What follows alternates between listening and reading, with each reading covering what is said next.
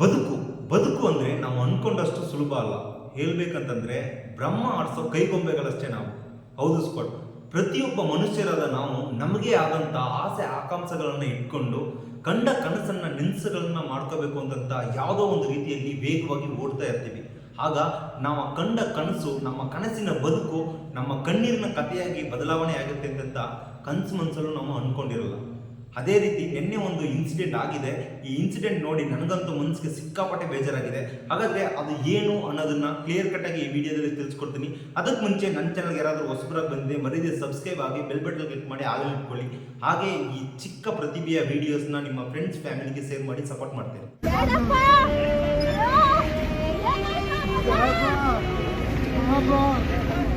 Squad, ನೀವು ನೋಡಿದ್ರಲ್ಲ, ಒಬ್ಬ ವ್ಯಕ್ತಿ ರಸ್ತೆಯ ಬದಿಯಲ್ಲಿ ಕುಂತ್ಕೊಂಡು ತಾನು ಎಲ್ಲಿದ್ದೀನಿ ಏನು ಅನ್ನೋದನ್ನು ತಿಳಿದೆ ಪಾಪು ಪಾಪು ಅಂತಂತ ಕಣ್ಣೀರಿಟ್ಟು ಸಂಕಟದಿಂದ ತುಂಬಾನೇ ಚೀರಾಡ್ತಿರ್ತಕ್ಕಂಥದ್ದು.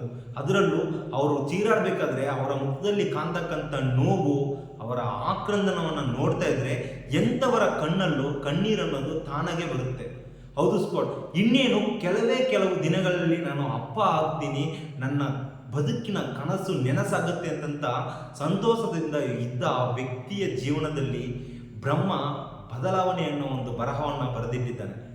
ಹೌದು ಸ್ಪಾಟ್. ತನ್ನ 8 ತಿಂಗಳ ಗರ್ಭಿಣಿಯ ಹೆಂಡತಿ ಮತ್ತು ಮಗುವನ್ನು ಕಳ್ಕೊಂಡು ಬದುಕು ಇನ್ನೇನಿಲ್ಲ ಶೂನ್ಯ ಅಂತಂತ ಆ ವ್ಯಕ್ತಿ ತುಂಬಾನೇ ಚೀರಾಡೋ ಮಟ್ಟಿಗೆ ಒಂದು ಸಮಯ ಅನ್ನೋದು ಬಂದಿದೆ.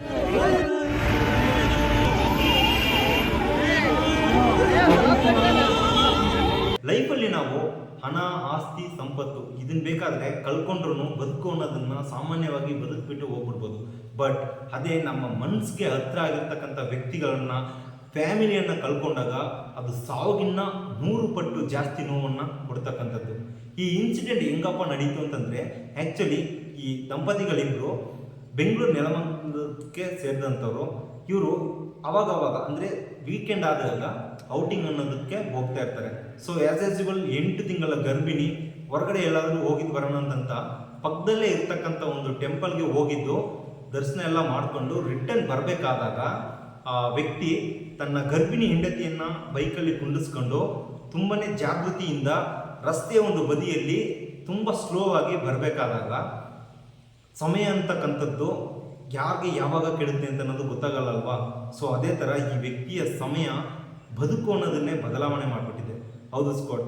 ಇವರು ರಸ್ತೆಯ ಬದಿಯಲ್ಲಿ ನಗ್ನಗ್ತಾ ತಮ್ಮ ಕೆಲವು ದಿನಗಳಲ್ಲಿ ತಾನು ತಂದೆ ಆಗ್ತೀನಿ, ತಾಯಿ ಆಗ್ತೀನಿ ಅಂತಂತ ತುಂಬ ಖುಷಿಯಿಂದ ಮನ ಬಿಚ್ಚಿ ಮಾತಾಡಿಕೊಂಡು ಬರ್ತಾ ಇರಬೇಕಾದ ಸಂದರ್ಭದಲ್ಲಿ ಯಾವುದೋ ಒಂದು ಟಿಪ್ಪರು ಒಂದು ಬಸ್ಸನ್ನು ಓವರ್ಟೇಕ್ ಮಾಡಲಿಕ್ಕೋಸ್ಕರ ತುಂಬ ವೇಗವಾಗಿ ಬಂದು ಈ ಬೈಕ್ನ ಹಿಂದೆ ಗುದ್ದಿರ್ತಕ್ಕಂಥದ್ದು.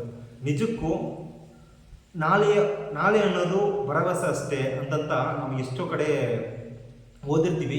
ಈ ಥರ ಇನ್ಸಿಡೆಂಟ್ ನಡೀತಿರ್ಬೇಕಾದ್ರೆ ಅದು ಗೊತ್ತಾಗುತ್ತೆ, ಹೌದು ನಾಳೆ ಅನ್ನೋದು ಶಾಶ್ವತ ಅಲ್ಲ, ಇವತ್ತೇನಿದೆಯೋ ಅದೇ ಶಾಶ್ವತ ಅಂತಂತ ಒಂದು ಮನಸ್ಸಲ್ಲಿ ಮನದಟ್ಟಾಗ್ತಾ ಇದೆ.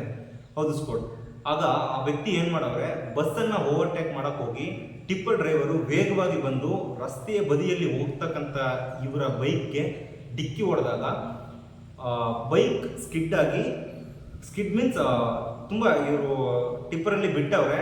ಟಿಪ್ಪರ್ ಹೊಡೆದು ಆಕ್ಸಿಡೆಂಟ್ ಥರ ಆಗಿ ಆ ಬೈಕು ಒಂದು ಕಡೆ ರಸ್ತೆಯ ಬದಿ ಕಡೆ ಬಿದ್ದಾಗ ಆ ವ್ಯಕ್ತಿ ಡ್ರೈವ್ ಮಾಡ್ತಿದ್ರಲ್ಲ ಗರ್ಭಿಣಿಯ ಗಂಡ ಅವ್ರೇನು ಮಾಡವ್ರೆ, ರಸ್ತೆಯ ಸೆಂಟರ್ ಅಂದರೆ ಗಿಡ ಎಲ್ಲ ಆಗ್ತಿರ್ತಾರಲ್ಲ ಆ ಕಡೆ ಬಿದ್ದವ್ರೆ.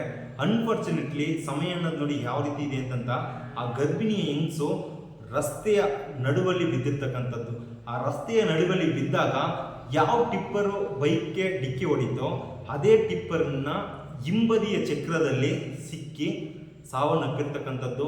ಇದರಲ್ಲಿ ತುಂಬಾ ನೋವು ಉಂಟು ಮಾಡ್ತಕ್ಕಂಥ ವಿಷಯ ಏನಪ್ಪ ಅಂತಂದರೆ, ಆ ಪ್ರೆಗ್ನೆಂಟ್ ಲೇಡಿಯ ಮೇಲೆ ಆ ಟಿಪ್ಪರ್ನ ಹಿಂಬದಿಯ ಚಕ್ರಗಳು ಏರಿದಾಗ ಹೊಟ್ಟೆ ಒಳಗಡೆ ಇದ್ದಂಥ 8 ತಿಂಗಳ ಮಗು ಹೊರಗಡೆ ಬಂದು ಮಿಲಮಿಲನೆ ಒದ್ದಾಡಿ ತನ್ನ ಸಾವನ್ನು ಅಪ್ಪಿರ್ತಕ್ಕಂಥದ್ದು. ಇದನ್ನು ಆ ವ್ಯಕ್ತಿ ತನ್ನ ಹೆಂಡತಿ ಮತ್ತು ಮಗು ಇಬ್ಬರು ಸಾಯ್ತಕ್ಕಂಥದ್ದನ್ನು ಕಣ್ಣೆದುರೇ ನೋಡಿರ್ತಕ್ಕಂಥದ್ದು. ನಿಜಕ್ಕೂ ಈ ಥರ ಒಂದು ದೃಶ್ಯವನ್ನು ಕಣ್ಣೆದುರಲ್ಲಿ ನಮಗೆ ಇಷ್ಟವಾದವರು, ನಮ್ಮ ಕನಸಿನ ಆ ಮಗು ಮುಂದೆನೇ ಸಾಯ್ತಾ ಇದೆ ಅಂತ ಅನ್ನೋದನ್ನು ನೋಡಲಿಕ್ಕೆ ತುಂಬಾ ಧೈರ್ಯ ಬೇಕು. ಮತ್ತು ಆ ವ್ಯಕ್ತಿಯ ಮನಸ್ಸು ಎಷ್ಟು ಒಡೆದೋಗಿರ್ಬೇಡ, ಆ ವ್ಯಕ್ತಿಯ ನೋವು ಮತ್ತು ಅವರ ಆ ಒಂದು ಕಣ್ಣೀರಿನ ಗೋಳನ್ನು ಯಾವ ರೀತಿ ಹೇಳಬೇಕು ಅಂತಲೂ ಆಗ್ತಾ ಇಲ್ಲ. ಅವರ ನೋವನ್ನು ಊಹೆ ಕೂಡ ಮಾಡಿ ನೋಡ್ಕೊಳಕ್ಕಾಗ್ತಿಲ್ಲ. ಇನ್ವೆಸ್ಟ್ ಕೊಡ್ ಈ ಒಂದು ಇನ್ಸಿಡೆಂಟ್ ಮುಖಾಂತರ ನಾವು ತಿಳ್ಕೊಬೇಕಾಗಿರೋದು ಏನಪ್ಪ ಅಂತಂದರೆ, ನಾವು ಯಾವುದೋ ಒಂದು ವಿಷಯಕ್ಕೋಸ್ಕರ ಹೊರಗಡೆ ಓಡಾಡ್ತಿರ್ತೀವಿ ಮತ್ತು ಎಷ್ಟೋ ಜನ ರ್ಯಾಶ್ ಡ್ರೈವಿಂಗ್ ಮಾಡ್ತೀವಿ. ಹಾಗೆ ಎಷ್ಟೋ ಜನರು ತಮ್ಮ ಬದುಕಲ್ಲಿ ಏನೇನೋ ಕನಸುಗಳನ್ನ ಕಂಡ್ಕೊಂಡು ಟ್ರಾವೆಲ್ ಮಾಡ್ತಿರ್ತಾರೆ. ಸೊ ನನ್ನ ಪ್ರಕಾರ ನಾವು ಬೈಕ್ ಓಡಿಸಿದ್ರು ಸರಿ, ಇಲ್ಲಾಂತಂದರೆ ಬೇರೆ 4 ವೀಲರ್ಸ್ ಮತ್ತು ಲಾರಿ ಈ ಥರ ಏನೇ ಡ್ರೈವ್ ಮಾಡಿದ್ರೂ ಓಕೆ, ನಮ್ಮ ಮೇಲೂ ಮತ್ತು ನಮ್ಮ ಕುಟುಂಬದ ಮೇಲೂ ನಾವು ಜವಾಬ್ದಾರಿಯಾಗಿರಬೇಕು. ಅದೇ ರೀತಿ ಸಾರ್ವಜನಿಕರ ಮೇಲೂ ನಮಗೆ ಒಂದು ನಿಗಾ ಅನ್ನೋದಿರಬೇಕು. ಆವಾಗಲೇ ಬದುಕು ಅನ್ನೋದು ಎಲ್ರಿಗೂ ಒಂದು ಒಳ್ಳೆ ಗಿಫ್ಟೆಡ್ ಆಗಿರುತ್ತೆ.